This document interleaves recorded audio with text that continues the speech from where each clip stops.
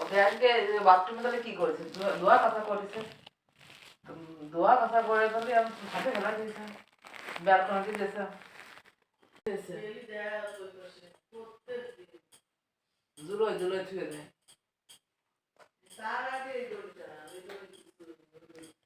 ওইখানে দিত বেশি।